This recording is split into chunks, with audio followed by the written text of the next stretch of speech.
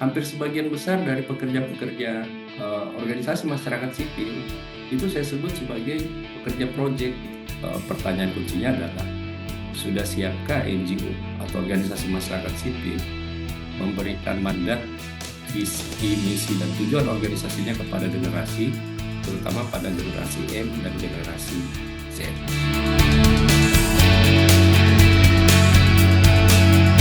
Oke, selamat siang kawan-kawan Lokadaya semua dan juga selamat sore untuk kawan Lokadaya yang ada di Indonesia bagian tengah dan juga bagian timur.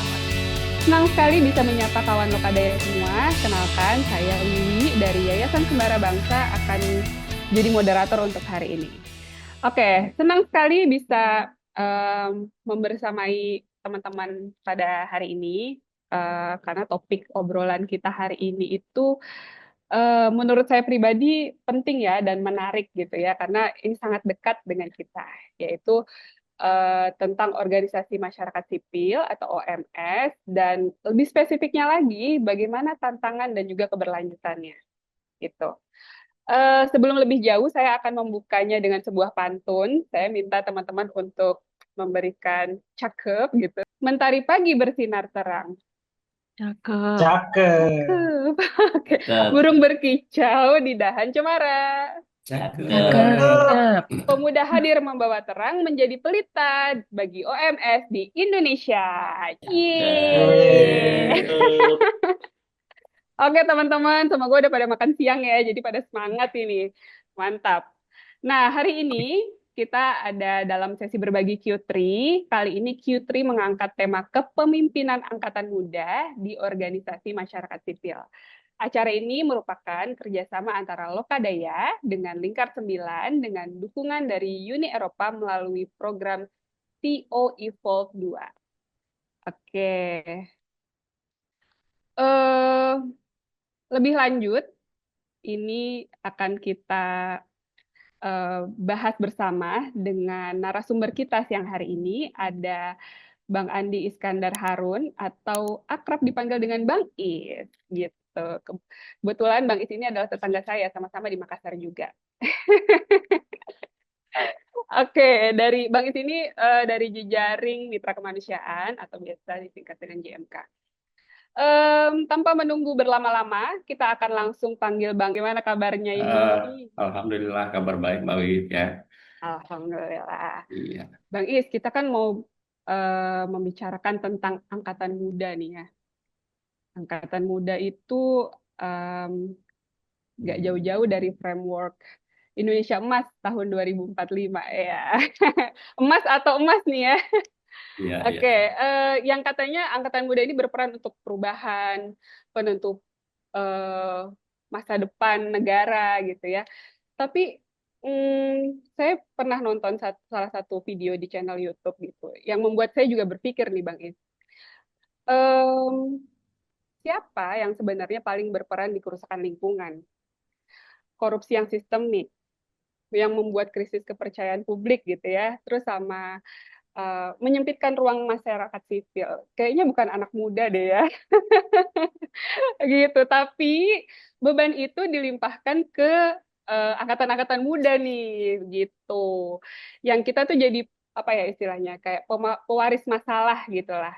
Tapi mungkin dari sesi ini kita juga bisa jadi pembawa solusi. Kita persilahkan Bang Ed. Silahkan Bang. Iya, Assalamualaikum warahmatullahi wabarakatuh. Selamat siang dan salam sejahtera untuk teman-teman organisasi masyarakat sipil di Indonesia. Perkenalkan saya Andi Iskandar. Kebetulan saat ini saya domisili Makassar eh, di salah satu lembaga atau NGO yang cukup tua di Indonesia ya. Namanya Perkumpulan Keluarga Berencana Indonesia. eh, Hari ini kesempatan besar bisa sharing dengan kawan-kawan seluruh Indonesia, anggota Lokadaya, untuk mencoba eh, membangun perspektif baru tentang kapan sih kita sebagai organisasi masyarakat sipil siap memberi tongkat estafet atau alih tangan kepada generasi eh, milenial atau bahkan generasi Z yang dari tahun ke tahun analisis terhadap demografi kita, kita masih berada pada bonus demografi sampai saat ini, dan itu akan berlangsung sampai 2025-2026 ya. Kemudian eh, ada satu ahli dari eh, John Hopkins University mengatakan bahwa jika Asia akan menguasai negara ini, maka negara yang berpotensi untuk membuat perubahan salah satunya adalah Indonesia. Karena Indonesia dikenal sebagai negara di Asia Tenggara yang memiliki bonus demografi yang panjang, bisa sampai munculnya generasi di belakang generasi Z lagi. Nah, ini yang membuat dan melatar belakangi apa diskusi kita hari ini. Mudah-mudahan nanti saya mendapat masukan. Saya sendiri adalah perwakilan baby boomer ya, teman-teman. Jadi bukan anak muda lagi, tetapi saya banyak berkecimpung pada bagaimana tata kelola kaderisasi di organisasi masyarakat sipil, bagaimana membuat portofolio atau roster kaderisasi, dan eh, saya juga termasuk salah satu aktivis yang dari awal memang sudah ditarik, di, dijerumuskan pada organisasi masyarakat sipil yang eh, di di awal-awal itu bukan menjadi cita-cita idealisme eh, karir saya. Saya alumni teknik, kemudian banyak berkecimpung di sosial kemasyarakatan. Saat ini juga sangat terlibat dalam isu-isu eh, penyakit menular ya, terutama HIV dan tuberkulosis. Kemudian saya juga dari tahun kejadian Aceh sudah terlibat dalam isu kebencanaan, dan sampai saat ini masih tergabung dalam anggota jejaring mitra kemanusiaan. Iya, sebenarnya eh, organisasi masyarakat sipil itu eh, apa dipengaruhi oleh perkembangan eh, Barat ya di era 18. Jadi pengertian civil society itu dianggap sebagai sebuah state atau sebuah tempat atau sebuah kelompok dan sebuah entitas yang berkekuatan dan eh, mengatasnamakan masyarakat dalam gerakannya. Jadi eh, ini teori-teori ini dibangun dengan beberapa aktivis-aktivis sipil pada saat itu. Nah, kemudian pada era eh, terminologi ini mengalami pergeseran makna. Jadi ada pemisahan antara organisasi masyarakat sipil atau civil society dengan negara, yang kemudian di berbagai negara ini kemudian menjadi eh, gap. Jadi ada negara yang eh, apa penguasanya kemudian menganggap civil society ini sebagai kekuatan baru yang sebenarnya menjadi partner kalau dalam bahasa idealismenya, tetapi sebenarnya adalah bagian dari kompetitor, bagaimana dia mengambil peran pada komunitas besar di masyarakat. Nah, ini terjadi di beberapa negara, sehingga eh, konteks ini kemudian juga menyebar pada sejarah-sejarah perkembangan civil society di beberapa negara lain. Eropa Timur, Eropa Barat, bahkan sekarang sudah sampai ke Austronesia dan Asia Tenggara. Nah, dalam perkembangan konsep civil society pernah dipahami bahwa secara radikal para pemikir politik itu menekankan aspek kemandirian dan perbedaan posisi, sehingga eh, ada antitesis yang keluar kemudian terkait dengan idiom the state. Jadi eh, inilah yang kemudian menjadi akar. Di Indonesia pun eh, yang dulunya NGO itu kita kenal dengan istilah lembaga swadaya masyarakat, itu pernah hampir eh, satu periode RPJMD itu menjadi watchdog-nya pemerintah gitu. Jadi menjadi watchdog-nya negara. Jadi mengawasi, memberi peringatan, semprit ya kalau di bahasa olahraga gitu. menyemprit pemerintah, kemudian mendistorsi pemerintah dengan apa gerakan-gerakan intimidatif dan sebagainya. Sehingga pada era-era kemudian eh, civil society ini dipandang sebagai sebuah kekuatan yang hegemoni, yang mempengaruhi hegemoni pemerintah kepada masyarakatnya. Ini juga eh, terjadi pada beberapa sejarah organisasi masyarakat sipil di beberapa negara. Next, Indonesia sendiri sebenarnya eh, terjadi perubahan ekonomi sosial itu mulai pada masa kolonial, lebih tepatnya pada penjajahan Belanda. Ya, jadi eh, kapitalisme martitilis itu mulai diperkenalkan oleh Belanda sebagai sebuah gerakan yang menghimpun state di beberapa negara. Jadi kekuatan-kekuatan eh, masyarakat ya yang dihimpun. Jadi mulai dari pembangunan benteng, kemudian transportasi pada zaman penjajahan, itu eh, para penjajah itu mengajarkan eh, beberapa apa penguasa-penguasa lokal atau yang masih primordial itu kemudian dengan gerakan misalnya kerja eh, kerja bersama, tetapi eh, diklaim karena ini penjajahan sebagai kerja bakti, kerja paksa gitu. Nah, eh, pada zaman itu, pada pasca kemerdekaan sebenarnya ruang gerak civil society itu di Indonesia belum belum baik ya.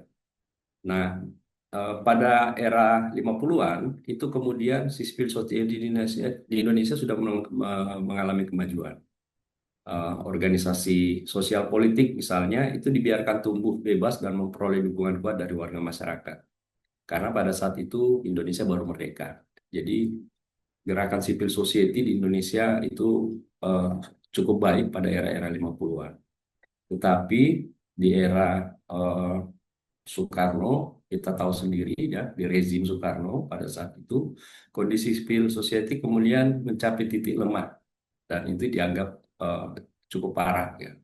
Karena banyak eh, kebijakan-kebijakan rezim pada saat itu eh, lebih banyak memutuskan untuk menguatkan negara dulu dibanding menguatkan rakyat ya. Karena memang kita adalah negara baru. Nah, ini yang terjadi pada era itu sehingga rezim demokrasi terpimpin itu eh, di Indonesia dalam politik terpimpin itu didominasi oleh penggunaan mobilisasi massa sebagai alat legitimasi politik pada zamannya. Nah, nanti pada era Orde Baru kemudian eh, perkembangan organisasi masyarakat sipil di Indonesia itu sudah mulai pada tataran sosial ekonomi, akselerasi pembangunan, kemudian sudah masuk juga industrialisasi di situ dan ruang-ruang ini kemudian sudah mulai tumbuh dan berkembang dengan baik di eh, kota-kota besar, terutama di Jawa dan kemudian sudah mulai juga bergeser ke wilayah Sumatera, kemudian wilayah Timur, dan yang mungkin ya paling terakhir adalah wilayah-wilayah yang masih dibiarkan bersengketa dengan antara masyarakat dengan negara. Nah inilah kemudian menjadi eh, era masyarakat sipil di Indonesia. Nah ada satu kalimat di bawah bagaimana kondisi civil society di era demokrasi dan era baru atau era digitalisasi itu. Dan ini saya harap menjadi ruang diskusi karena saya yakin teman-teman Lokadaya ini adalah organisasi masyarakat sipil yang tumbuh pada eh, siklus di era-era mulai dari era oh, orde terpimpin, kemudian orde lama, orde baru, dan mungkin di era demokrasi dan era digitalisasi saat ini. Hanya satu paragraf yang menggambarkan tantangan OMS saat ini. Yang pertama adalah masalah pendanaan. Jadi dulu ketika negara ini masih sulit secara income per kapitanya masih berada di bawah gross national product yang paling rendah di Asia Tenggara, maka kemudian OMS muncul. ya dengan bantuan yang tidak difilter oleh negara, bisa diakses oleh organisasi masyarakat sipil, bahkan setingkat organisasi masyarakat sipil lokal. Karena dulu kita adalah negara baru yang semua orang tertarik untuk memberi bantuan.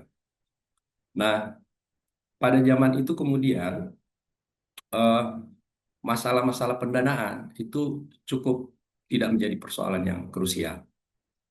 Nanti di era, khususnya era ketika Presiden Joko Widodo menyampaikan bahwa Indonesia is upper, dulu middle ya, dulu dia sampaikan bahwa di konferensi G30 itu, di konferensi Jenewa dia sampaikan bahwa Indonesia is a middle income country.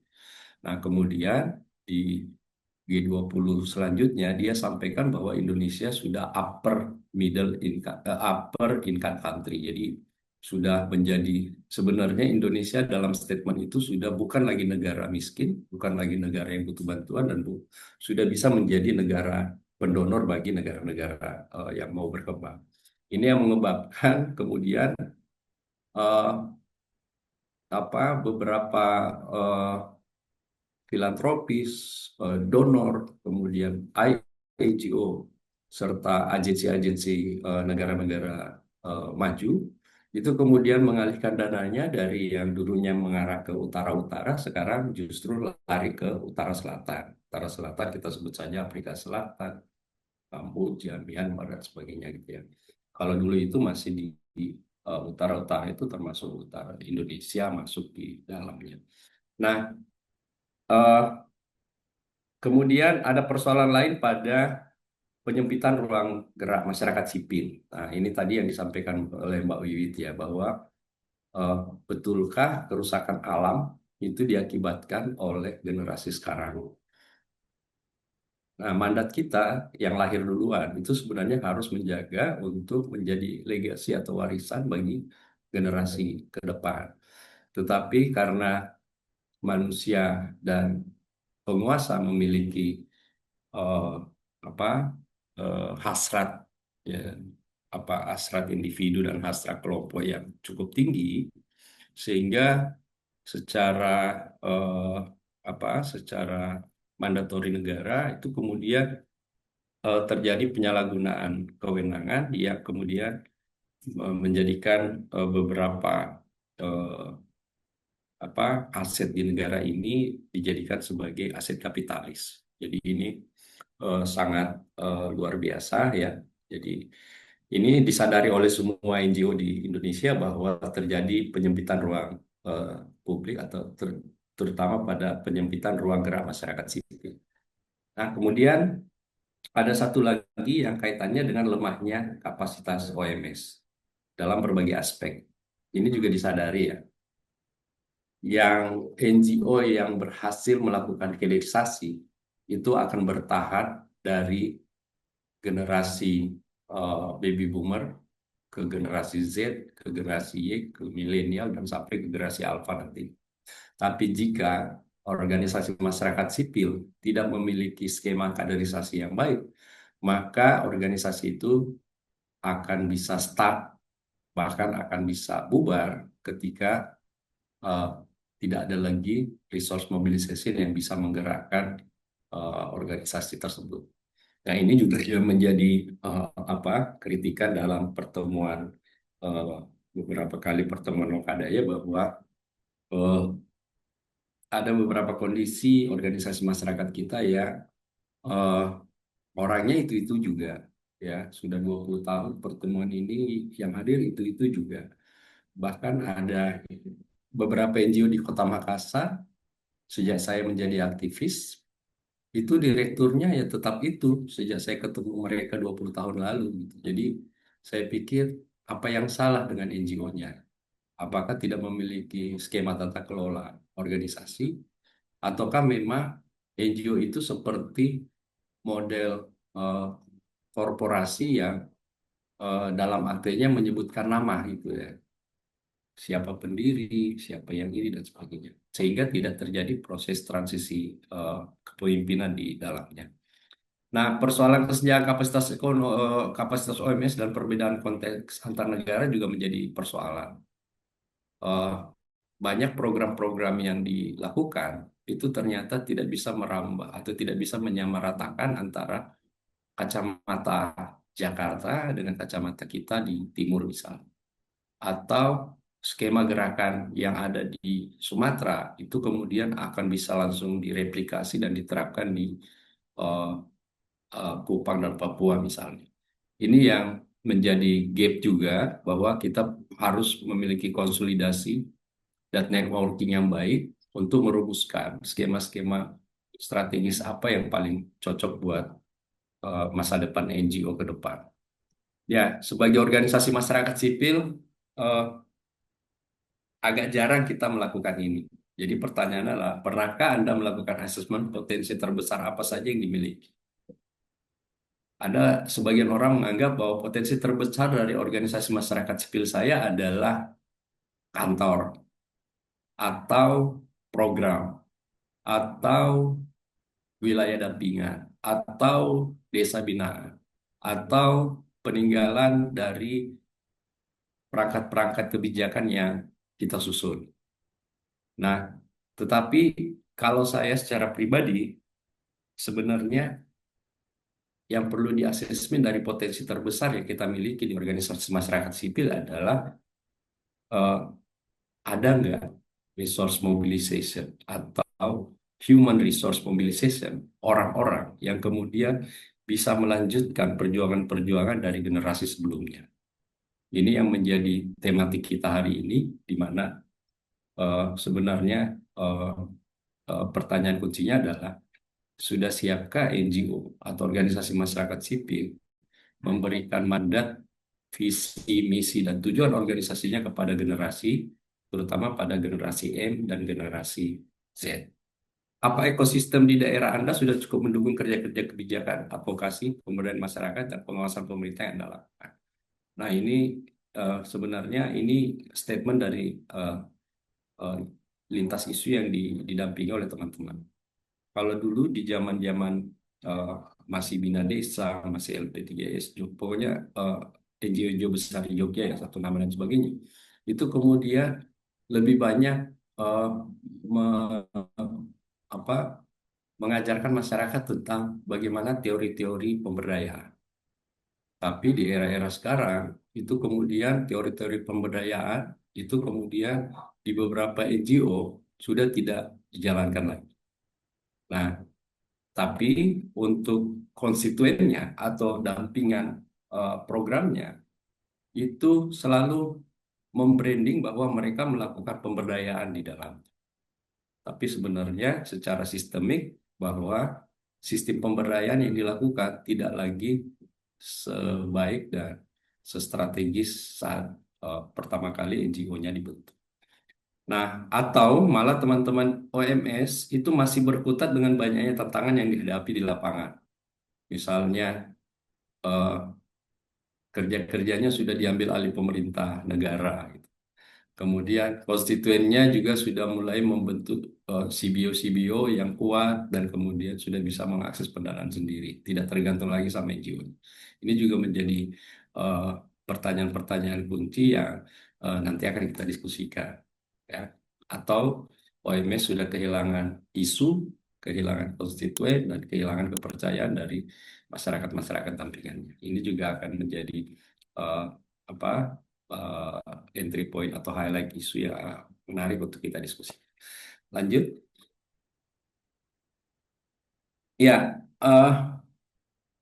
kemudian ketika kita bicara tantangan saat ini, sebenarnya eh, secara harfiah atau secara pengakuan ya, secara de facto bahwa eh, semua orang itu tidak bisa memungkiri bahwa peran OMS itu penting, ya. Jadi kalau dulunya dia hanya sebagai jembatan bagi rakyat dan negaranya, saat ini sebenarnya posisinya bukan lagi sebagai intermediary, bukan lagi sebagai jembatan atau perantara atau mediator, tapi dia sebagai aktor pembangunan. Nah, ini eh, yang penting untuk kita cermati ya, karena eh, organisasi masyarakat sipil itu sudah harus punya bargaining yang kuat dengan pemerintah atau dengan negara. Walaupun eh, ini sebenarnya perlu menjadi diskursus yang cukup panjang juga bahwa terjadi perubahan trust ya dari pemerintah ke organisasi masyarakat sipil, terjadi juga perubahan trust dari masyarakat ke organisasi masyarakat sipilnya sendiri. Ini yang perlu juga kita menjadikan salah satu tema diskursus kita ke depan. Nah, sangat krusial dalam mendorong perubahan positif. Ini menjadi bagian yang akan kita eh, desain ke depan. Jadi, pemegang tonggak atau tongkat estafet itu adalah generasi. Dan generasi nggak mungkin generasi lampau, pasti generasi masa depan. Nah, generasi masa depan kita kemudian sekarang lagi dicecar dengan persoalan-persoalan yang kemudian dari beberapa ahli mengatakan bahwa Indonesia gagal dalam memaintain atau mengintervensi bonus demografinya. Ya, sehingga muncullah beberapa apa anti teori-teori baru terkait dengan generasi kita rapuh, generasi Z itu eh, eh, apa eh, manusia yang stres gitu ya, manusia yang tidak bisa diberi tanggung jawab, manusia yang hanya eh, apa hanya punya ruang pada digitalisasi, gadget, eh, alat-alat IT yang lain. Nah, ini juga menjadi eh, faktor pemicu di mana organisasi masyarakat sipil urung atau tidak yakin untuk melibatkan mereka dalam kerja-kerja sosial kemasyarakatan. Nah, ini saya juga pernah melakukan survei kecil-kecilan nih dengan eh, teman-teman kampus. Jadi ketika kampus membuat program MBKM ya, program Merdeka, itu kemudian banyak generasi muda berbasis alma mater, berbasis kampus, itu masuk ke NGO-NGO, ditempatkan sebagai eh, eh, lokasi magang, misalnya. Tetapi pada kenyataannya mereka konsepnya aja yang beda, tetapi saya lihat eh, dalam prakteknya diperlakukan sama di beberapa lembaga dan instansi. Jadi mereka hanya disuruh menjadi eh, membantu kerja-kerja administratif, eh, fotokopi, beli makanan bahkan ya di beberapa tempat. Padahal ini sebenarnya peluang besar bagaimana organisasi masyarakat sipil bisa mulai melakukan transfer pengetahuan, transfer skill, dan transfer eh, apa jejak panjang keberhasilan eh, perjuangan organisasi kepada generasi-generasi yang kebetulan pada saat itu lagi magang di tempat kita. Nah, eh, sayangnya generasi sekarang memang kita akui bahwa mereka agak rendah atensinya atau agak rendah kepeduliannya tentang isu-isu sosial dan isu-isu kemanusiaan. Ini juga harus diakui. Lanjut.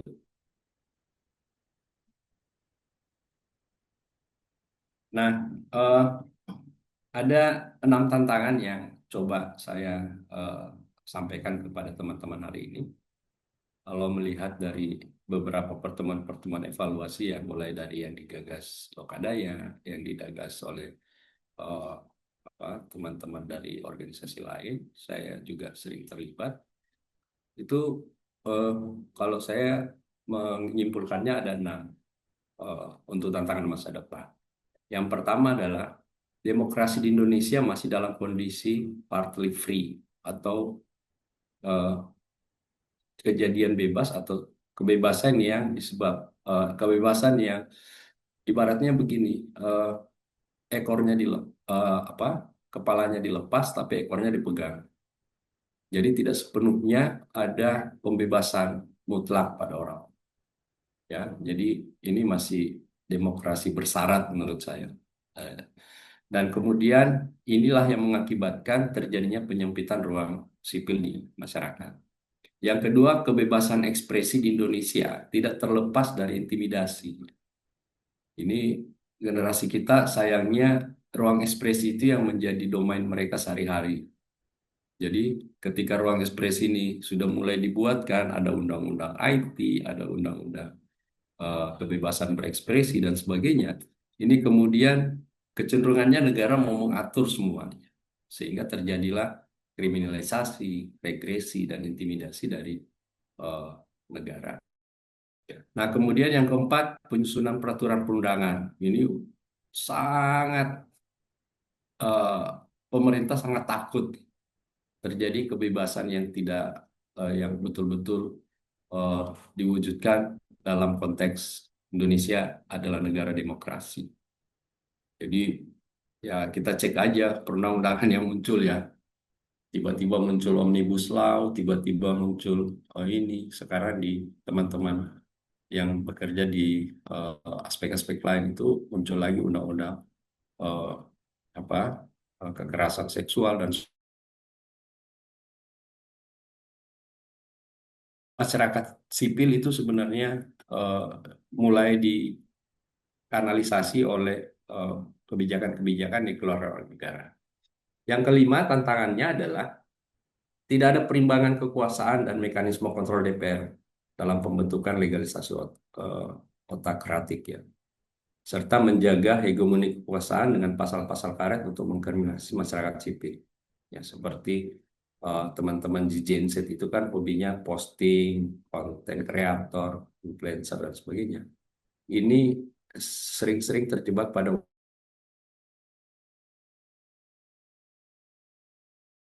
teman pekerja pabrik itu sekarang sudah tidak bisa leluasa menyuarakan haknya karena Undang-Undang Cipta Kerja sangat kuat dalam mengatur eh, tata kelola perburuhan di Indonesia. Nah, yang terakhir adalah ini yang saya garis bawahi adalah eksistensi dan keberlanjutan SMBG, OMS, serta yang paling penting putusnya kaderisasi lintas generasi. Ini dirasakan, lembaga kami juga merasakan. Ketika kami dapat proyek dan membutuhkan tenaga kerja, sangat sulit mencari tenaga kerja yang kompeten.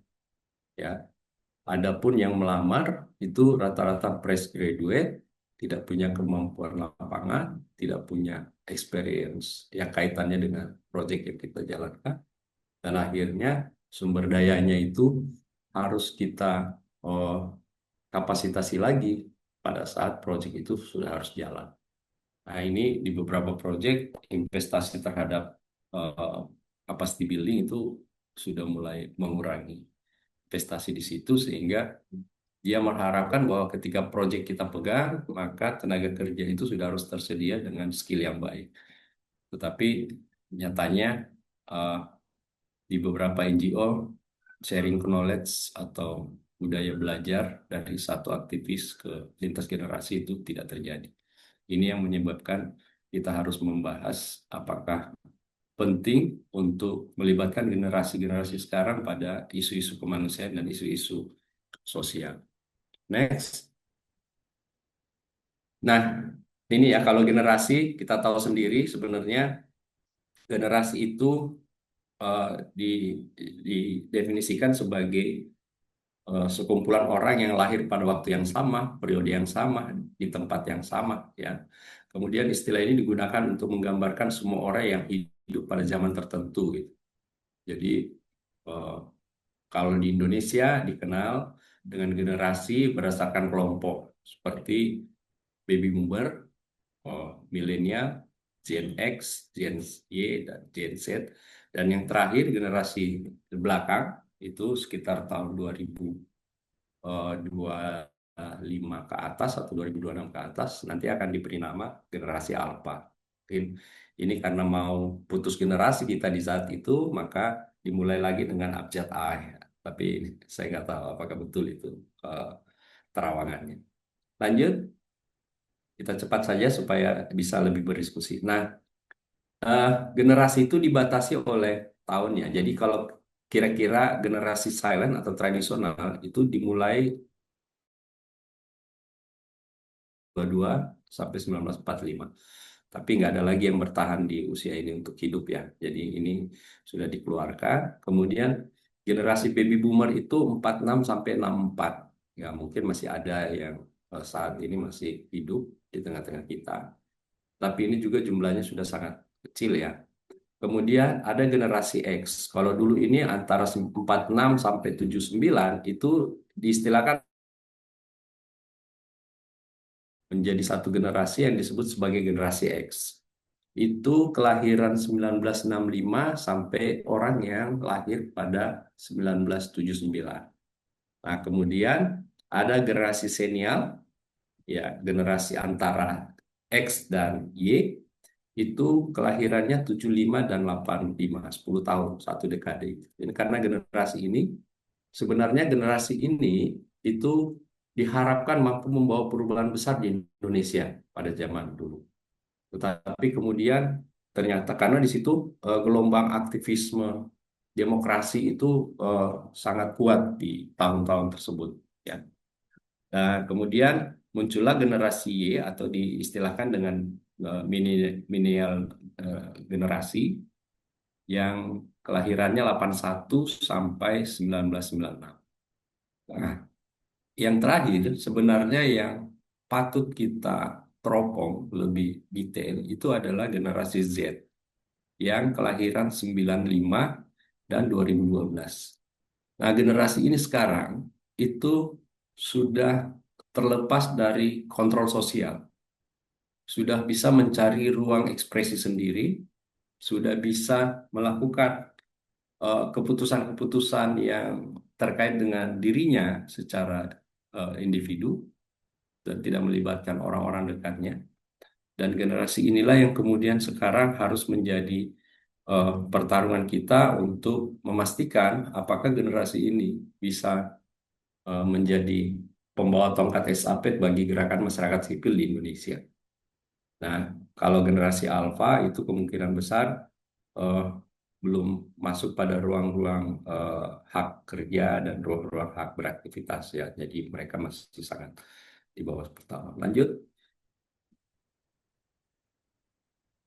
Nah, ini pembagiannya berdasarkan 5 generasi. Kalau tadi ada sedikit 6 generasi, tapi ini sama saja dengan yang tadi. Lanjut.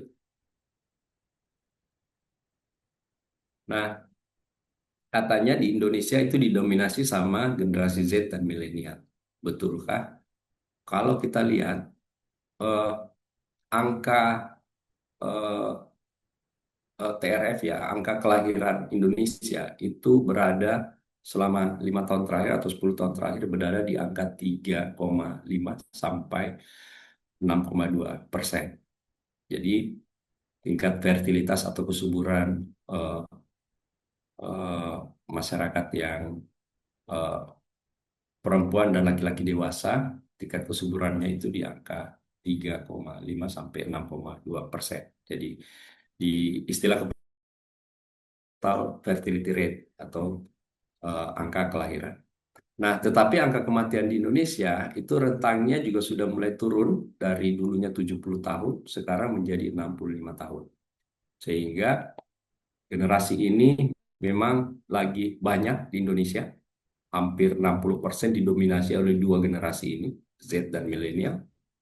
Dan saat ini angka Z justru mencapai 74,93% dari jumlah generasi eh, yang lain. Jadi memang sangat dominan di generasi ini. Lanjut. Nah, eh, kita mulai dengan generasi milenial ya, atau dikenal dengan istilah generasi Y. Jadi saya hanya akan membahas dua generasi ini. Adalah kelompok demografis yang lahir antara 81 sampai 96. Generasi ini merupakan generasi yang tumbuh bersama kemajuan teknologi digital, sosial media, hingga sering disebut sebagai digital natif. Ya, jadi ini istilah-istilah yang dibebankan kepada generasi Y atau milenial. Lanjut. Nah, eh, ada perspektif yang muncul di generasi ini. Yang pertama, generasi ini dikenal sebagai generasi yang rasa percaya diri dan ambisinya besar. Jadi generasi milenial dikenal dengan generasi yang percaya diri tinggi dan ambisi untuk menguasai semua bidang itu ada di generasi ini. Yang kedua, keterampilan teknologi, ya. Mereka tumbuh di era di mana teknologi dan internet sudah berkembang pesat sehingga memiliki kemampuan adaptif yang baik terhadap perubahan teknologi dan cara komunikasi yang berbasis digital. Jadi eh, di generasi Y ini kemudian eh, semua aspek-aspek ruang gerak masyarakat kaitannya dengan digitalisasi itu memang sangat dikuasai. Nah, berorientasi pada pengalaman ini bagian dari eh, eh, perspektif yang muncul di generasi ini. Jadi generasi ini lebih menghargai pengalaman daripada kepemilikan barang. Ya, mereka cenderung lebih memilih untuk menghabiskan uang untuk perjalanan, menikmati tempat wisata, mencari pengalaman baru, daripada mereka membeli aset yang berupa rumah atau kendaraan. Jadi ini karakter dari generasi Y. Karakter keempat adalah kritik atau kritikal dan terbuka. Mereka umumnya kritis terhadap fenomena sosial dan lebih terbuka terhadap isu-isu keberagaman dan kesetaraan. Penggunaan media sosial membuat mereka lebih vokal dalam menyuarakan pendapat, walaupun dalam aspek tertentu mereka sering sembunyi juga pada ruang-ruang publik yang sebenarnya. Mereka nggak berani tampil pada ruang-ruang ekspresi yang offline. Nah, eh, ada juga pandangan lain tentang generasi ini di mana keseimbangan kerja dan kehidupan. Dalam hal pekerjaan, milenial menginginkan fleksibilitas dan keseimbangan antara pekerjaan dan kehidupan pribadi. Banyak dari mereka mencari perusahaan yang dapat memberi iklim kerja yang mendukung.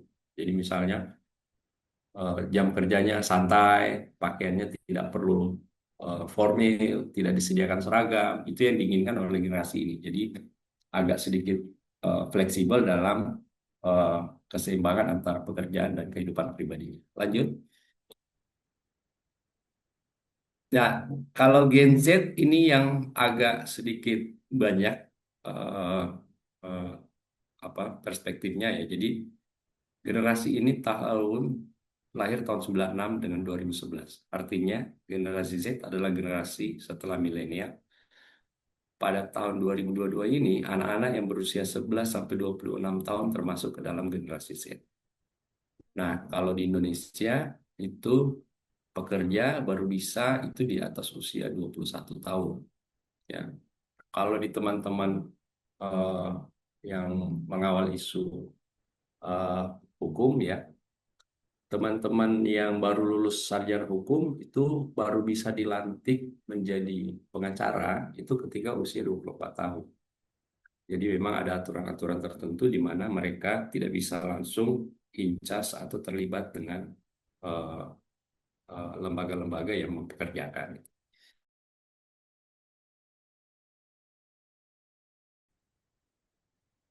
Next, Mas.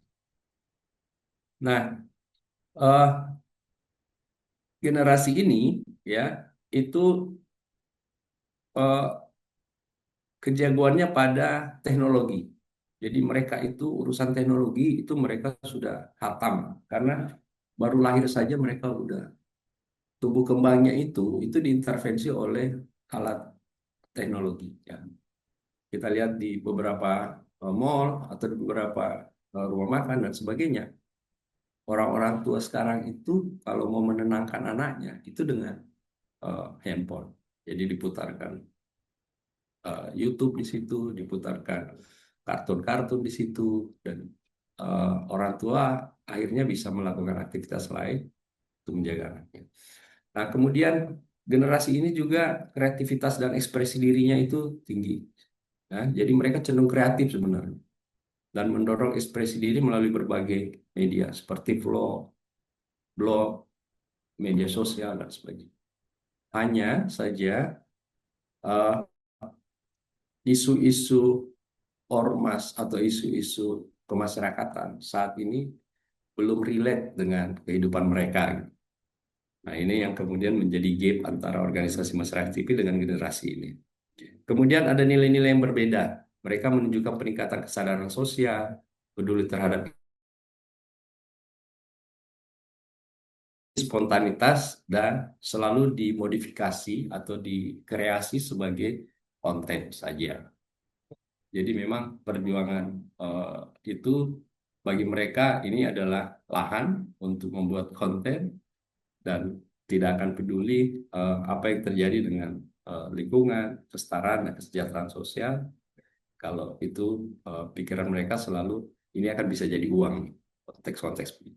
Nah, kemudian empat, pendidikan dan karir. Generasi Z harus fokus pada pendidikan dan mencari peluang karir yang berarti dan berkelanjutan. Tetapi ketika kami cek pada Dapodik Dikti ya perguruan tinggi, ternyata peminatan anak muda itu masih pada eh, eh, apa akademis-akademis yang ideal seperti kedokteran, eh, sarjana ekonomi, hukum ya dan sebagainya. Nah, sekarang banyak peminat pada eh, media digital. Kalau dulunya bahasanya eh, perangkat lunak atau eh, komputer.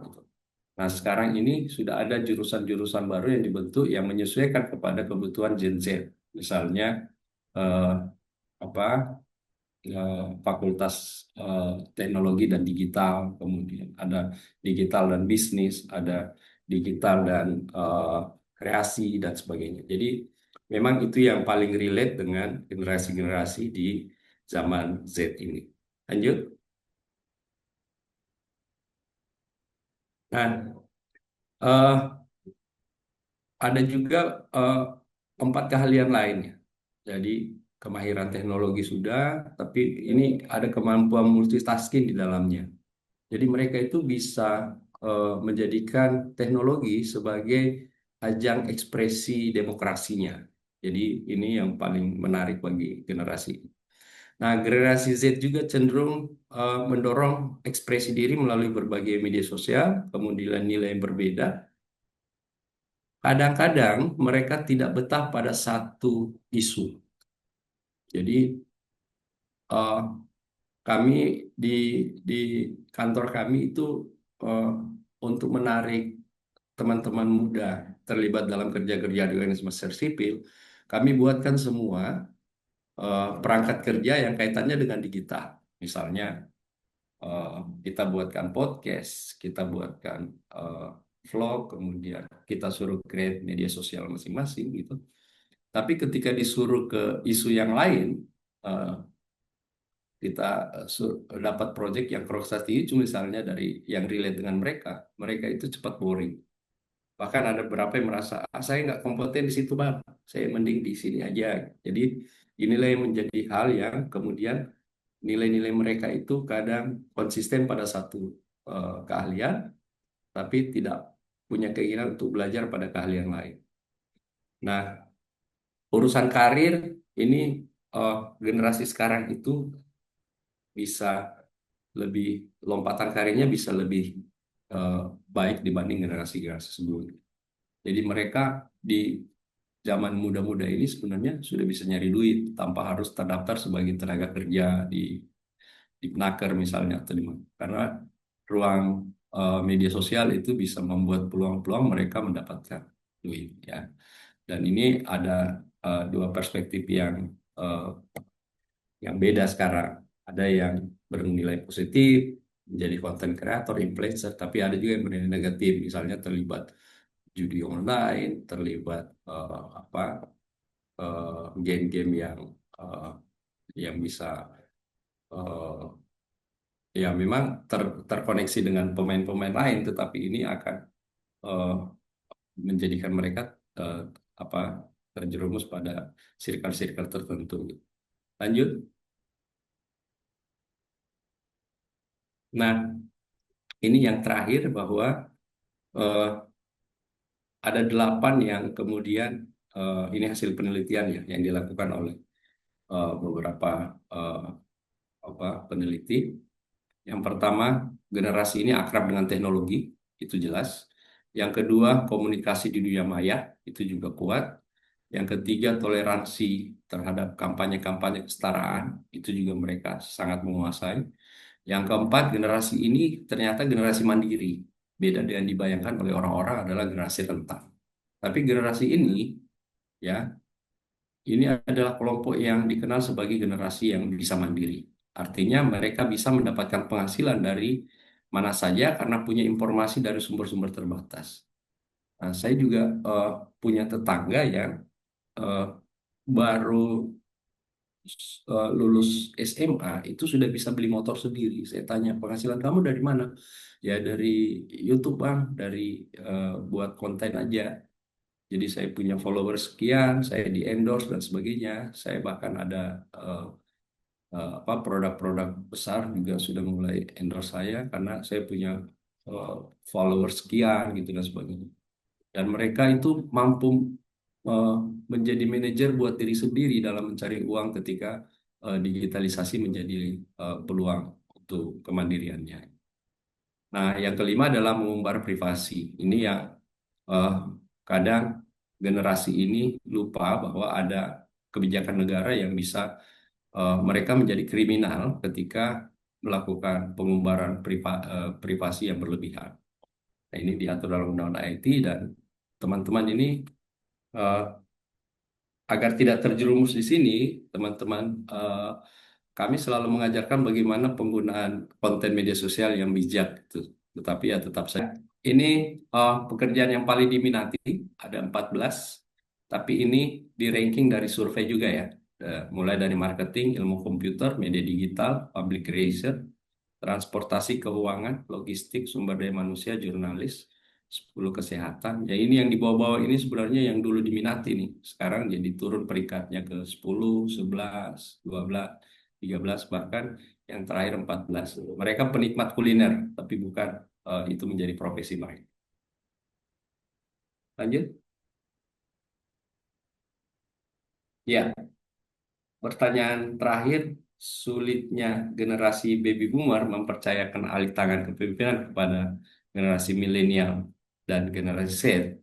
Ini pertanyaan saya untuk menjadi bahan diskusi, ada apa, kenapa, dan bagaimana? Mari kita diskusi. Saya kira itu dari saya sebagai trigger untuk diskusi. Saya ucapkan terima kasih, saya kembalikan pada Mbak Wiwi. Silakan Mbak. Iya, terima kasih.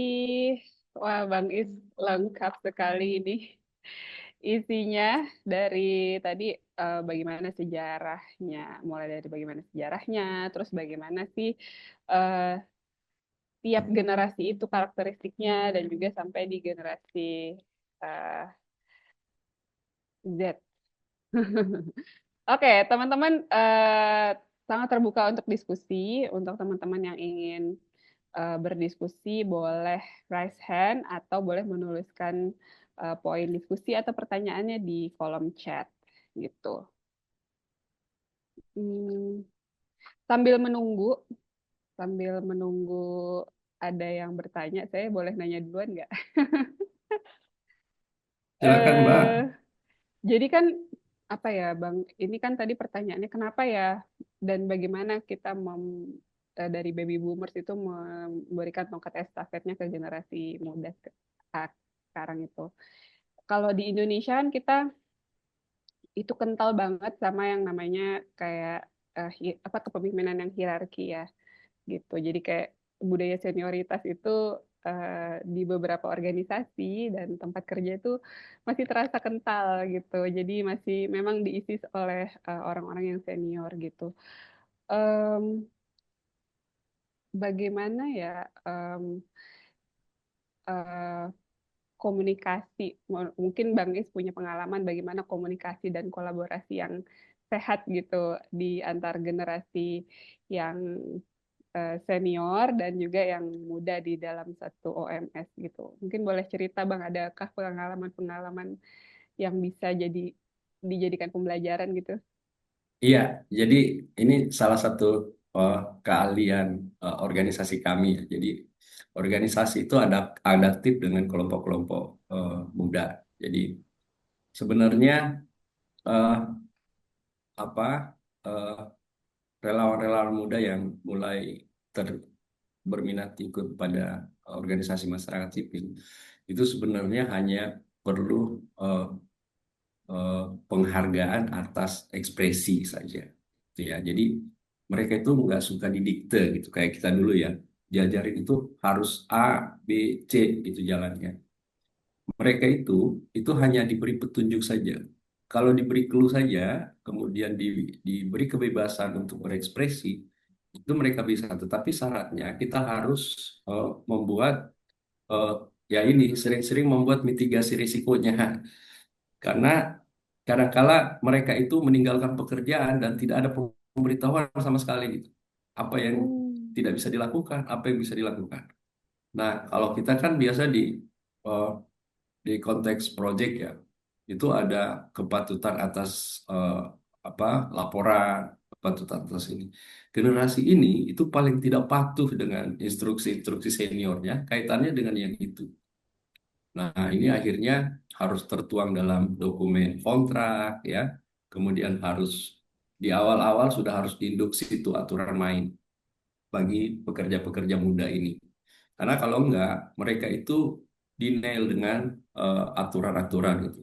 Mereka paling suka ketika masuk dalam ruang-ruang kerja atau ruang-ruang kantor, mereka itu sebenarnya eh, penghormatan terhadap seniornya itu sekarang sudah berubah ya modelnya ya.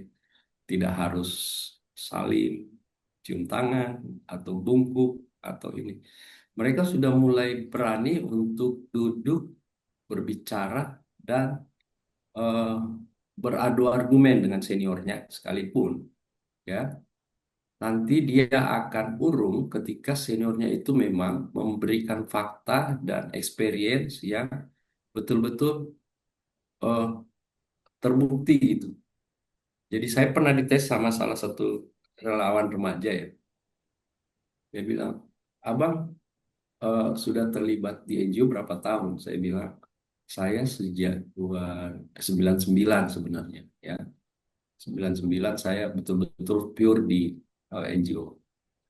Dia ditanya, "Eh, ilmu apa sih sebenarnya yang harus kita kuasai di NGO?" Saya bilang, ilmu yang paling baik dikuasai oleh aktivis NGO adalah ilmu yang ingin ditahu apa oleh masyarakat. Jadi skill-skill kita tentang assessment, tentang mapping dan sebagainya, itu dia cari alat buktinya. Betul tidak? Atau konstituen yang pernah kita bantu ada tidak? Nah, kalau dia temukan fakta itu, dia baru betul-betul yakin. Jadi kita seperti dewanya tuh, ketika betul-betul percaya karena ada bukti yang dia lihat secara nyata. Jadi mereka ini kayaknya udah biasa ditipu dengan informasi-informasi yang iming-iming eh, baik, tapi tidak ada buktinya. Nah, eh, kritik demi kritik muncul dari mereka setiap hari kita bekerja. Ya, kenapa sih eh, Pak Dir itu eh, kan jam kerjanya jam 9, kenapa datang jam 10, jam 11? Saya bilang, ya saya kan punya urusan lain yang penting. Di NGO itu tidak sama dengan pemerintah. Kita punya waktu kerja. Di NGO juga punya waktu kerja, tapi itu aturan. Ya, yang kita perlukan adalah output base. Apa pekerjaanmu hari ini yang kamu kerjakan harus selesai. Kalau nggak selesai, biar sampai jam 10 malam kita di kantor. Nah, itu output base namanya. Tapi teman-teman baby boomer itu nggak bisa seperti itu. Nggak bisa seperti gaya kerja kita di zaman dulu. Jadi mereka kalau lagi bosan, ya ditinggalin tuh komputernya. Tapi Iya. kalau lagi serius, komputernya ditidurin, Mbak. Iya. Nah, bisa tidur dengan komputernya mereka kalau lagi serius. Jadi ya karakter inilah yang kemudian kita orang-orang, ya jangan bilang tua ya, orang dewasa lah ya. Kita kita orang-orang dewasa ini harus juga mulai adaptif dengan Iya. gaya-gaya mereka karena eh, kalau kita eh, menggunakan kepemimpinan eh, tangan besi, maka tidak akan pernah ada generasi itu yang betah di dekat kita sedikit pun, sekalipun. Jangankan Betul. bekerja ya, dekat kita saja ngobrol itu Nggak mau. ada gap, ada gap. Iya, Nah, gapnya makin besar nanti ya. iya, iya, Oke. Jadi tadi yang terima kasih Bang Is. Tadi yang saya dapat itu berarti butuh sebenarnya gapnya juga sudah mulai tidak terlalu jauh. Yang penting itu atasannya apresiatif ke gitu ya. Terus mereka nggak suka didikte gitu. Terus perlu mitigasi resiko karena generasi ini sepertinya mudah bosan ya. Iya, ya makanya di Oke, di beberapa NGO itu kan sekarang eh, sudah menyiapkan aturan-aturan main atau kode etik betul. bekerja ya. Jadi Iya, karena ada perbedaan gap usia di situ, Mbak. betul. Jadi Siap-siap. karena perbedaan usia yang agak rentangnya jauh itu menimbulkan apa ya? Menurut saya ini yang melanggengkan relasi relasi kuasa dari senior ke junior. Oke, baik. Terima Iya. kasih Bang Is. Ini ada komentar juga dari Bang Martin. Apakah mau disampaikan Bang atau perlu saya bacakan? Available kah Bang Martin di seberang sana? Halo, Mbak Halo, Wiwi. iya silakan. Iya, boleh, boleh. Makasih Pak Faiz atas sharingnya tadi. Dan ini nanti sekaligus karena saya juga mewakili Gen Y ya. Jadi dan juga saat ini juga sedang berada di salah satu NGO dan saya kira nanti saya mau dua poin ya. Dua poin yang pertama tadi berdasarkan yang saya kira di grup chat mungkin refleksi pengalaman dan nanti yang kedua barangkali ini juga refleksi saya ingin tahu juga dari Pak Is ya ada pertanyaan dan juga refleksi secara yang saya kira Pak Is mungkin sudah barangkali sudah 20 tahunan yang berada di organisasi masyarakat sipil ya. Jadi artinya sudah banyak menghadapi generasi-generasi yang sama maupun generasi yang mungkin lebih lebih muda gitu. Nah, yang pertama mungkin berdasarkan juga refleksi saya Pak Is selama beberapa saat ini ya belum lama sekali sih baru 6 tahun terakhir saya bekerja di salah satu NGO dan belum loncat-loncat ya kan biasanya kan loncat-loncat ya jadi masih jadi satu. Saya melihatnya kadang-kadang begini Pak Is refleksi saya ini jadi kayak seperti ada disconnected ya keterputusan sebetulnya kadang-kadang dengan narasi yang ada di bawah ekosistem OMS dengan tadi Pak Is sudah jelaskan narasi yang diimajinasikan oleh banyak anak muda, oleh banyak generasi gitu ya. Jadi keterputusan ini tuh saya melihat bahwa tadi selain tahun lahir berbeda, gaya bahasa, nilai itu prioritas berbeda, bahkan termasuk juga kalau saya bilang imajinasi gerakan yang dibayangkan itu juga sangat berbeda gitu dengan bayangan imajinasi gerakan saat ini apalagi kita tadi menyinggung ada persoalan digitalisasi gitu ya.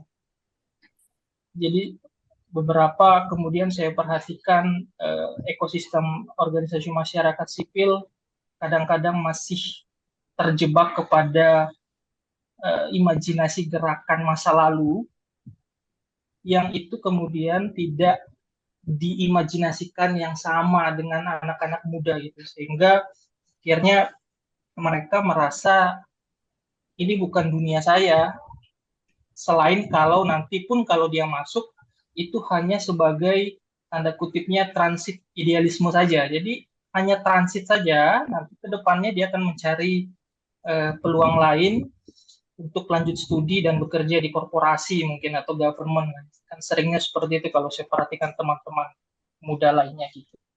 Jadi ini yang saya coba refleksikan selain nanti dari pertanyaan penting dari Mas Is tadi yang terakhir itu selain barangkali memang tetap masih ada uh, kooptasi elit di dalam tubuh OMS dan ini juga dipelihara oleh donor karena lagi-lagi pemimpin direktur itu punya jaringan global dan itu terikat pada personal bukan pada organisasi. Jadi seringkali donor juga melanggengkan hal ini.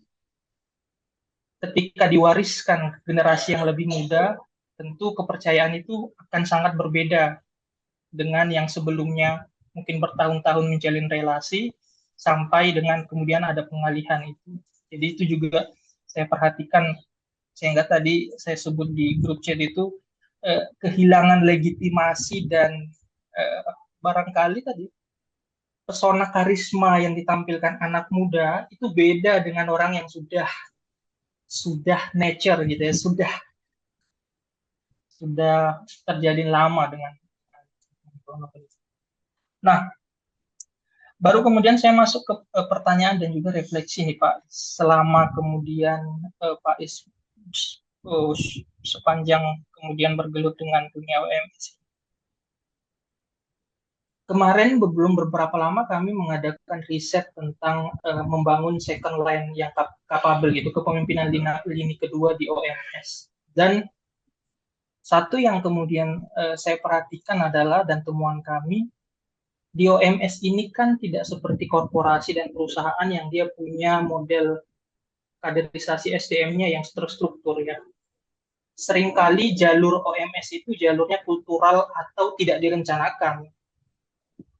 Kalau ada yang mau, itu kita diskusikan. Jadi lebih kayak informal ya, dibanding formal-formal dokumen dan lain sebagainya gitu. Nah, tetapi kan bayangan saya ini juga akan jadi problem ke depannya. Tapi kalau mau diformalkan pun, kita nggak punya nih bayangan sebetulnya bahkan untuk nyusun tata kelola SDM yang betul-betul khas NGO itu kan juga satu hal ya, kadang-kadang kita masih mencontoh dari korporasi dan lain-lain. Nah, jadi pertanyaan saya sebetulnya dan refleksi dari pengalaman Bapak, satu, sebetulnya kapan sih kita atau mungkin pemimpin OMS itu merasa perlu waktu yang tepat mulai berbagi kuasa itu? Itu yang pertama. Dan yang kedua adalah terkait dengan desain suksesi tadi. Karena lebih banyak mengandalkan natural successors ya, jadi proses alami saja. Nah, apakah ini Pak Mas Isliak sebagai salah satu tanda kelemahan dalam tubuh OMS, atau itu kekuatan tapi harus dibarengi dengan hal-hal lain gitu ya, agar ini tidak hanya berjalan natural saja gitu dan lain sebagainya. Nah, itu saja sih Mas Is, terima kasih Mbak Wiwi. Ya, oke. Terima kasih Bang Martin. Ya, saya sepakat ya sama Bang Martin ya. Terima kasih bahwa ada situasi, oh, kalau kami di Timur menyebutnya budaya organisasi ya, tapi kalau Bang Martin menyebutnya ekosistem. Kalau Bang Martin menyebutnya ekosistem organisasi ya, kalau kami di daerah menyebutnya sebagai budaya organisasi sebenarnya. Memang ada beberapa NGO yang eh, budaya organisasinya itu nggak mau dirubah gitu. Atau sama sekali tidak memberi ruang kepada eh, eh, kalau bahasa saya instan aktivis ya. Jadi eh, bukan pada generasinya, tapi pada eh, orang-orang yang kemudian terlibat dalam organisasi kita dan kemudian punya mandat untuk meneruskan kerja-kerja organisasi. Nah, memang di beberapa NGO saya melihat ini juga menjadi eh, istilah saya ada beberapa pihak yang mempertahankan zona nyaman di situ dan eh, boro-boro dia mau alih kuasa gitu pada generasinya ya mengajarkan eh, apa eh, skill-skill tertentu seperti misalnya skill membangun image, skill advokasi, kemudian skill eh, apa terkait dengan pengawalan isu-isu itu tidak pernah dipercayakan kepada eh, second line-nya, generasi keduanya gitu. Dan saya juga sepakat apakah ini kemudian pertanyaan Mas Martin kemudian apakah ini butuh waktu atau tunggu momen tertentu? Nah, ini dua pertanyaan yang menurut saya beda cara menjawabnya. Kalau tunggu momen, menurut saya ini sampai kapan? Kita sekarang sudah pada penyempitan ruang sipil, ya kan? Penyempitan ruang sipil tidak bisa lagi kita menunggu bahwa kader kita siap, ya proses kaderisasi kita siap, baru anak-anak inilah yang kemudian memberi daya ungkit yang baik kepada organisasi masyarakat sipil untuk membuka ruang sipil yang lebih luas. Nah, kalau pertanyaannya soal kapan, ya. Nah, kalau saya saat inilah waktu yang tepat untuk pemimpin-pemimpin masa lalu itu berupaya untuk mencari eh, jalur atau bahasa ininya model ya strategi untuk membangun kaderisasi dan mulai eh, apa mentransfer knowledge yang dimiliki selama bertahun-tahun. Oke, terima kasih Bang Is. Semoga menjawab ya Bang Martin. Oke, ini ada komentar juga dari dan juga pertanyaan ini. Ini bukan komentar, ding pertanyaan dari Bang Budiman dari Suar Indonesia. Transformasi ide, gagasan, dan perspektif dalam kelembagaan CSO adalah keniscayaan, gitu ya. Termasuk bagaimana transformasi idealisme. Bahwa kita tahu idealisme itu tidak dogmatis dan bergantung dari latar belakang orang dan pelaku di CSO. Banyak sekali di lembaga itu orang muda semangatnya bekerja di LSM, bukan pekerja LSM gitu. Mungkin dari kurang lebih gitu ya, Bang. Ini memang eh, salah satu kecurigaan teman-teman di generasi di bawah ya. Jadi sebenarnya eh, transformasi di NGO itu sebenarnya hanya sebuah teori yang jarang kita praktekkan. Ya. Jadi eh, transformasi di tubuh NGO itu sebenarnya lebih pada bagaimana pihak luar itu lebih yakin bermitra dengan NGO kita. Jadi hanya semacam eh, bentuk model pemasaran baru lah. Kalau saya menyebutnya seperti itu. Nah, kadang-kadang juga eh, para senior ini cenderungan tidak mau melakukan proses transformasi karena sudah berada pada titik nyaman yang baik gitu, dipelihara dengan baik, dinikmati dengan baik, dan kadang-kadang juga para senior yang sudah eh, malang melintang di dunia organisasi masyarakat bertahun-tahun itu sekarang sudah tidak punya tenaga lagi untuk menjadi job seeker gitu ya. Ya ini saya alami sendiri loh. Nah, Mas Budiman, eh, kalau saya sebenarnya ini perlu didiskusikan secara eh, baik dengan eh, seluruh staf di organisasi. Karena begini, sepanjang yang saya tahu, organisasi itu ada karena aset human resource mobilization-nya itu tetap konsisten. Tidak ada organisasi yang hanya terdiri dari satu orang bekerja saja. Misalnya hanya ada direktur saja di sana. Nah, ini eh, kadang-kadang juga ada organisasi ya eh, stafnya itu masih eh, punya ideologi pekerja. Itu banyak terjadi sekarang, terutama pada proyek-proyek yang eh, proyek-proyek eh, berbasis kesehatan, misalnya transmisi HIV atau yang global kan sekarang. Banyak orang mendaftar yang menjadi pekerja, bukan menjadi relawan, bukan menjadi aktivis organisasi. Yang selanjutnya, sebelum ke pertanyaan, ada ini nih, ada juga yang berkomentar, Kak Marian setuju, kadang melupakan bahwa tenaga pekerja itu perlu diapresiasi, non-profit itu bukan berarti gratis. Gitu ya, Bang. Lalu ini ada pertanyaan selanjutnya dari Kak Safwani di organisasi dari Yapemas. Bagaimana cara meningkatkan partisipasi generasi muda dalam organisasi sipil masyarakat? organisasi masyarakat sipil maksudnya ya, menumbuhkan minatnya untuk ikut andil dalam kerja-kerja sosial itu bagaimana? Tuh, mungkin bisa di-share pengalamannya, Bang. Bagaimana Ya, cara meningkatkannya? ya, eh, ini ini eh, bagaimana kita melihat definisi volunteerism ya.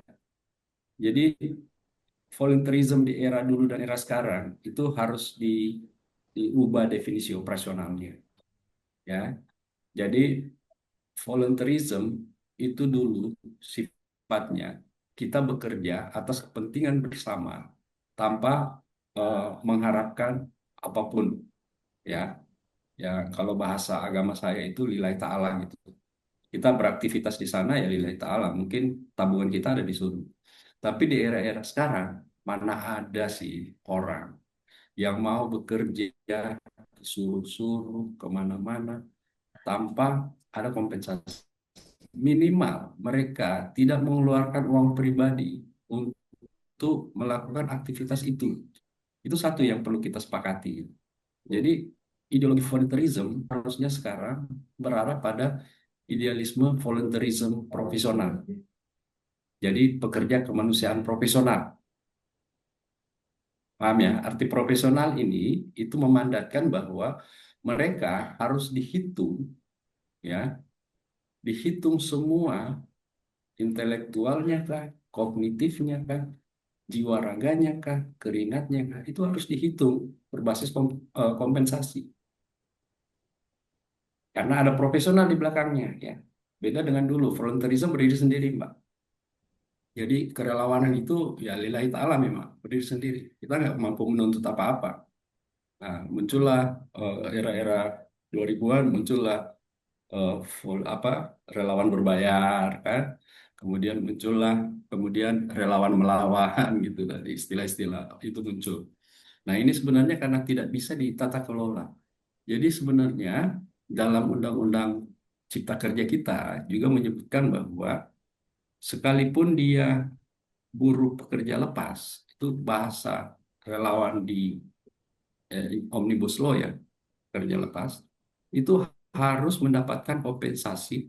Dan sekarang jika dibawa dari UMP, suatu wilayah, mempekerjakan orang di bawah UMP suatu wilayah, itu pelanggaran terhadap ketentuan Undang-Undang Ketenagaan. Jadi sementara ada beberapa NGO yang memiliki kemampuan tidak mampu menggaji orang berdasarkan upah minimum satu wilayah yang ditetapkan oleh pemerintah. Nah, selebihnya itu adalah bagaimana duduk bersama untuk menyepakati kompensasi profesional volunteerism-nya. Nah, kami berlakukan itu di sini, kawan-kawan. Jadi kami punya klinik, ya. Klinik ini karena klinik nirlaba tidak bisa bersaing dengan klinik yang eh, bisnis usual, yang memang bisnis ya. Misalnya klinik kimia farma dan sebagainya. Klinik PKB itu klinik sederhana yang hanya melayani orang miskin, tidak memiliki akses terhadap layanan kesehatan, kemudian mereka orang-orang yang rentan, miskin kota dan sebagainya. Eh, ada juga komunitas yang apa masyarakat yang restriktif gitu, yang punya keterbatasan. Nah, klinik kami ini nggak ada income-nya, tetapi kami harus menjaga agar pekerja klinik itu tetap melakukan aktivitas kliniknya. Jadi kami subsidi dari semua program yang jalan di sini, kami subsidi baik dari manajemen overhead-nya atau kami membuat fundraising setiap tahun dengan hitungan yang jelas. Oke, terima kasih Bang Is. Jadi Kak Safwani, jadi perlu apa ya? Ada negosiasi gitu ya, mungkin menyepakati kompensasi bersama untuk bisa menumbuhkan minat generasi muda untuk turut andil dalam kerja-kerja sosial. Cuman apakah juga ini saya boleh sedikit jadi ngelanjutin ya? Masih ada 10 menit. Apakah juga mungkin platform media sosial itu bisa cukup berpengaruh ya? Kadang-kadang kan tadi seperti yang Bang Is bilang, iya, ini mereka beberapa ikut kegiatan untuk menunjukkan, mengaktualisasikan dirinya di sosial media dan lain-lain. Mungkin apakah itu juga mungkin bisa berpengaruh ya untuk meningkatkan partisipasi anak muda itu, Bang? Ya, itu potensi ya. kita melihatnya ada peluang ketika melibatkan generasi ini pada organisasi masyarakat sipil, ada peluang kita menguasai ruang kampanye yang lebih luas, terutama pada ruang kampanye media sosial. Dan itu murah dan kadang tidak mengeluarkan biaya apapun. Ya, kreasi itu dikuasai oleh generasi ini. Cuman, ya, cuman ketika kita mau eh, jadikan itu sebagai aset organisasi, ini yang agak sulit mencari eh, strateginya, ya. Jadi misalnya begini, hampir sebagian besar generasi itu tidak mau akun-akun itu atas nama organisasi, paling atas nama pribadi. Nah, tinggal mereka bilang nanti kami linkkan ke medsos organisasi, karena ini menjadi ruang kemandirian generasi ini, Mbak. Saya sampaikan tadi, generasi ini adalah generasi mandiri karena mereka bisa cari duit sendiri dengan teknologi. Nah, ketika mau di outsource, maksudnya ketika ini mau dijadikan eh, resource bagi organisasi, nah kadang-kadang mereka itu mau membuatnya, tetapi itu secara pribadi terlibat. Misalnya akunnya IP-nya pribadi, nggak mau pakai web kantor misalnya. Nah, kemudian dia bilang kalau sistemnya harus pakai media sosial kantor, maka ini nanti akan di-tracking sebagai eh, kita akan repot Pak pada pajak-pajaknya katanya. Karena itu kena pajak lembaga dan sebagainya. Saya juga nggak terlalu paham dengan itu ya. Tapi ketika saya lihat kami menyediakan ruang digital untuk mereka, itu termasuk cara kerja yang paling tepat untuk generasi ini. Jadi di kantor itu ada beberapa ruang yang memang dikenal sebagai eh, ruang virtual. Jadi ada satu ruang podcast, di situ ada TV besar, di situ bisa internet. Kemudian di belakang ada ruang untuk working space. Nah, nah working space inilah yang kemudian mereka eh, kadang-kadang komersialkan. Jadi di luar jam kantor di atas jam 5 misalnya mereka nyari orang yang mau apa mau jual produknya di situ, mereka yang lakukan. Oke, terima kasih Bang Is. Wah, menarik ya ini diskusinya. Ada komentar dari Setara Banten nih. Betul sekali Pak. Nih orang-orang bergabung di organisasi kebanyakan eh, bagaimana caranya mencari makan gitu. Bukan sebaliknya, bagaimana agar organisasi bisa memberi makan. Jadi kepentingan orang berorganisasi kebanyakan tuh hanya butuh cari uang gitu. Tapi oh gitu. Mungkin belum belum sampai ke value-nya ini maksudnya ya Iya, Pak ya. betul ya. Silakan Kak Baby. Silakan. Baik, terima kasih kesempatannya. Eh, izin off kamera Ya, karena sedang ini Kak apa namanya baterainya mau habis. iya ya nggak apa-apa Terima Kak. kasih kesempatannya. Perkenalkan nama saya Citra, saya dari Suara Indonesia. Saya perwakilan dari Gen Z ya, Gen Z. Ya. Eh, jadi kurang lebih ya memang mengakui seperti yang sudah dipresentasikan sudah disampaikan oleh Pak Andi Iskandar. Cuman ada beberapa yang mungkin ini menjadi tambahan begitu ya. Tadi ada yang bilang kalau memang sebenarnya ada yang eh, apa ya bergabung dalam sebuah organisasi itu untuk bekerja, bukan sebagai pekerja organisasi masyarakat sipil. Tapi yang saya percayai adalah setiap proyek itu merupakan stimulus sebenarnya. Karena saya eh, apa ya mengakui diri sendiri karena saya bergabung di Suar itu juga awalnya karena ada proyek begitu. Tapi di prosesnya itu banyak hal yang ternyata eh, bisa saya dapatkan dan saya mempunyai perspektif baru. Jadi awalnya yang apa ya namanya termotivasi untuk bekerja akhirnya juga punya idealisme yang sama di apa yang saya dapatkan di organisasi ini gitu. Terima kasih Kak Bibi Citra. Jadi sepertinya Kak Bibi Citra ini ya merefleksikan gitu. Jadi dari setelah tadinya mau cari kerja, terus akhirnya ada stimulus untuk ikut aksi sosial dan jadi ada perspektif baru, ada idealisme baru yang masuk. Ini kayaknya bisa jadi pemimpin selanjutnya nih karena idealismenya udah mulai masuk. Riri, silahkan boleh di open mic atau ya, Ya, oke. terima kasih Kak Wiwi. Ya, maaf saya tidak bisa pamer takutnya jaringan. Eh, Ya. mendukung. Ya, sebenarnya lebih ke pengen merefleksikan sih dari pengalaman personal dan pengalaman bekerja bersama teman-teman sesama peer gitu ya, teman-teman Gen Z itu sendiri.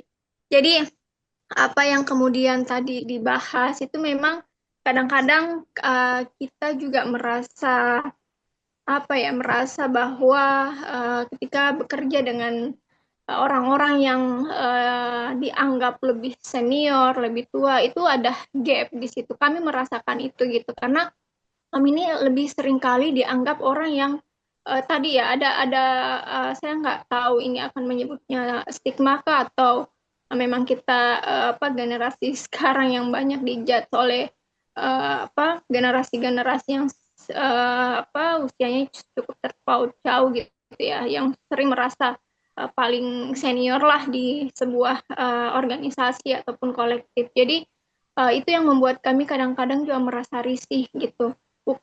Saya percaya bahwa banyak kok di antara kami-kami, bahkan saya sendiri merasa saya cukup militan, meskipun misalkan organisasi kalau memang bisa memprovide bahwa di organisasi bisa memberikan ruang yang aman, ruang yang membuat kita justru bertumbuh, belajar lebih banyak gitu ya, bisa membawa kita lebih mengenali kami untuk bisa lebih beradaptasi dengan tantangan-tantangan yang mungkin kita akan hadapi begitu.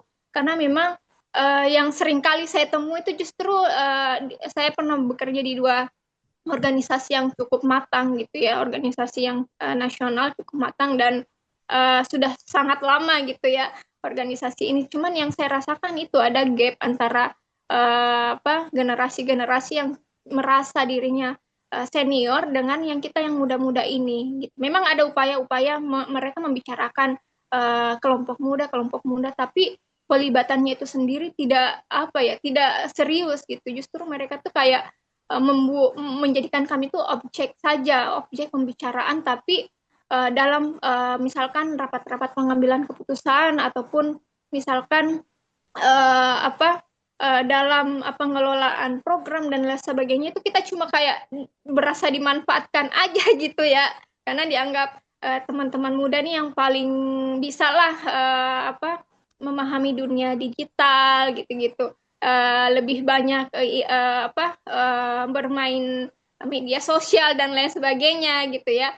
Padahal kita ini memperhatikan juga gitu. Kita mengamati bahwa sebenarnya yang kita perlukan itu bagaimana ruang aman oleh senior-senior yang ya itu tadi ya ada gap senioritas yang cukup dominan gitu, merasa bahwa organisasi ini milik yang tua-tua gitu ya. Jadi ya paham maksudnya ada value yang mungkin akan dijaga, tapi gimana mentransformasi value organisasi ke kami, ke anak-anak Gen Z, ke anak-anak muda. Itu yang kadang kami juga temukan. Dan di pengalaman yang lain ada organisasi yang juga cukup pemimpinnya cukup uh, bukan cukup lagi, sangat intelektual. Kami melihat itu, tapi perlahan-lahan akhirnya kami yang muda-muda memilih mundur gitu. Itu akhirnya kami membuat kolektif sendiri dari kecil-kecilan karena kami merasa bahwa uh, memang banyak direktur maupun banyak pemimpin-pemimpin organisasi yang sudah tua itu kadang-kadang sangat cukup istilahnya angkuh ya, cukup angkuh dalam memposisikan kami gitu ya. Mohon maaf aja itu yang memang kami rasakan, itu yang terjadi gitu. Jadi kayak kami merasa bahwa itu tadi tidak ada ruang aman untuk kami yang mau misalkan belajar. Kami tidak berharap terlalu banyak juga dalam organisasi, apalagi masyarakat sipil yang memang kita memahami ada banyak situasi yang sangat struktural yang membuat kita juga diperlukan di dalam peran perlawanan sosial itu sendiri, tapi ya itu ruangnya sendiri yang kadang kami tidak temukan, ruang amannya sendiri tidak kami temukan di organisasi masyarakat itu sendiri, masyarakat sipil itu sendiri. Misalkan apalagi pemimpinnya adalah laki-laki, perokok, kemudian seksis, kemudian melihat yang lain sebagai orang yang tidak punya pengetahuan atau yang muda-muda ini ya, pengetahuan ataupun masih sangat anak bawang lah gitu-gitu. Jadi diperlukan kayak apa sih gitu. Beda kalau misalkan sesama peer atau orang-orang yang misalkan memang punya perspektif yang setara untuk memposisikan kami dalam ruang-ruang pengambilan keputusan atau ruang-ruang sosial untuk perubahan sosial itu sendiri. Ya, mungkin itu saja refleksi dari saya. Terima kasih. Terima kasih. Terima kasih Riris. Jadi perlu ada ruang aman yang lebih baik lagi ya untuk generasi muda ini bisa berekspresi di organisasinya. Oke, terima kasih banyak. Ini sepertinya Riris mewakili curhatan beberapa generasi muda seperti saya juga pernah merasakannya. Oke, Bang, sebelum ditanggapi masih ada ini dari Kak Ayu dari Kompak Kupang sebagai seorang milenial yang lagi mencoba menurunkan nilai ke teman-teman Gen Z, memang ada tantangan tersendiri. Tapi tidak semua Gen Z itu mencari profit. Ketika kita menjelaskan dengan baik nilai dari komunitas atau organisasi, kita malahan mereka yang memberi diri dan bahkan menyumbang untuk nilai-nilai itu. Ini bahkan menyebarkan ke lebih banyak orang. Beberapa Gen Z ketika diarahkan dan diberi apresiasi dari setiap hal kecil yang mereka lakukan itu membuat mereka tumbuh dan aktif di kegiatan sosial dengan atau tanpa profit yang diberikan gitu ya. Oke. Nah, ada banyak tanggapan terkait itu dan ini beberapa Gen Z juga memang hanya butuh diarahkan, diberi kepercayaan, menunjukkan eksistensi dirinya untuk menunjukkan eksistensi diri dan zaman sekarang orang lebih mementingkan diri pribadi daripada kepentingan yang lain. Jadi saat ini banyak hilangnya rasa empati. Oh, ini dari Setara Banten. Kak Ayu mengomentari, ya benar generasi sebelumnya butuh memberi kepercayaan. Ini disepakati, di approve juga sama Kak Ayu. Saya sama terharunya nih dengan Mbak Wiwit ya. Jadi sepanjang dua penanya tadi, saya kembali merefleksi diri nih sebenarnya. Anggapan saya di awal, ini generasi ini sama dengan yang saya presentasikan. Ya, memiliki kelebihan, tapi juga punya kerentanan. Ya. Tetapi ketika mendengar pertanyaan dari Riris dan siapa tadi? Bilkis, Baby, ya.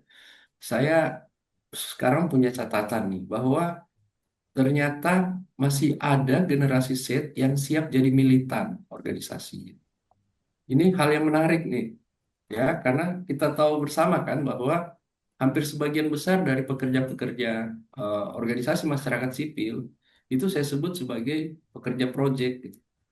Bukan sebagai apa relawan ideologisme, relawan ideologinya organisasi. Tapi ketika Riris dan Baby memberikan statement ini, saya sekarang makin yakin bahwa mungkin transisi dari sebelum mau masuk ke transisi generasi alfa, mungkin sebaiknya organisasi masyarakat sipil sudah mulai membuat skema memberikan kepercayaan penuh atau legasi mutlak, ya, tanpa syarat dan tanpa kekhawatiran kepada generasi-generasi Z, M dan Z, ya, terutama untuk memberi ruang dan peluang untuk mereka bisa menjadi pekerja militan dari organisasi masyarakat sipil. Saya sepakat, ya. Kemudian ya persoalan tadi, ya, Baby menyampaikan, saya juga stimulus sebenarnya pekerja proyek, kemudian saya juga belajar nilai-nilai organisasi dan saya juga sudah mulai ngeh dan sering in charge dengan nilai-nilai organisasi tersebut. Pertanyaannya kemudian kepada Bibi adalah eh, yang mana lebih baik bagi Anda, generasi Anda,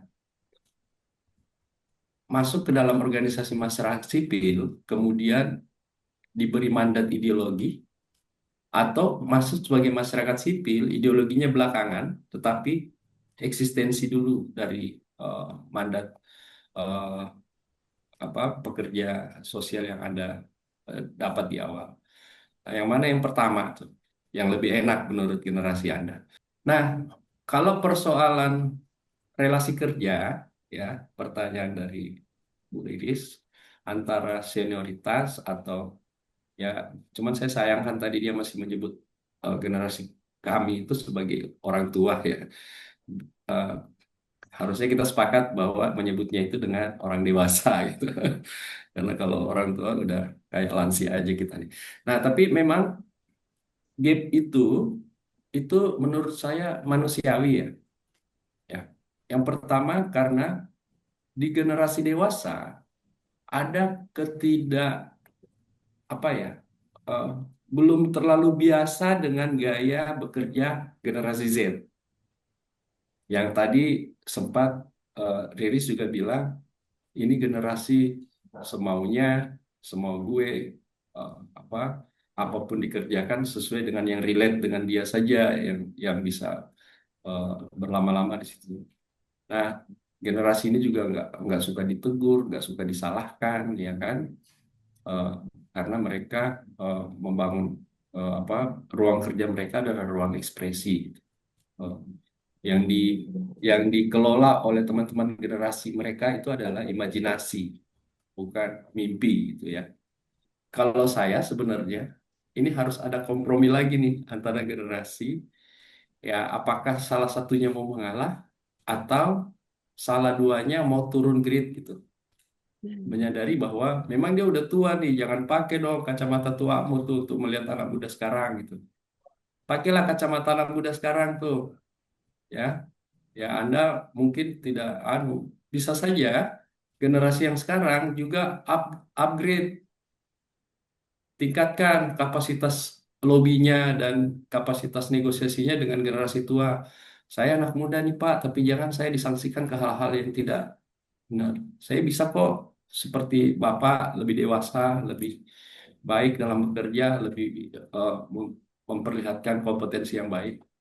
Jadi ruang negosiasi itu harus pembuktian, harus dibuktikan, jangan hanya dinegosiasikan.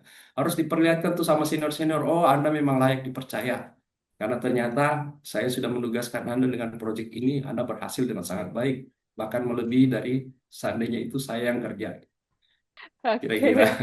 Terima kasih Bang Is. Ini Kak Bebi angkat tangan 1 menit. Kak Bebi mungkin ada tanggapan tadi dari pertanyaannya. Baik, terima kasih. Karena tadi Pak Andi memberikan pertanyaan antara ideologi dulu, lalu stimulus atau stimulus program dulu, baru ideologis. Nah, kalau menurut saya bisa di dua-duanya, tapi yang lebih tepat untuk Gensi memang stimulus program. Karena begini Pak, ya kami juga sama kan, ini seperti proses belajar gitu kan.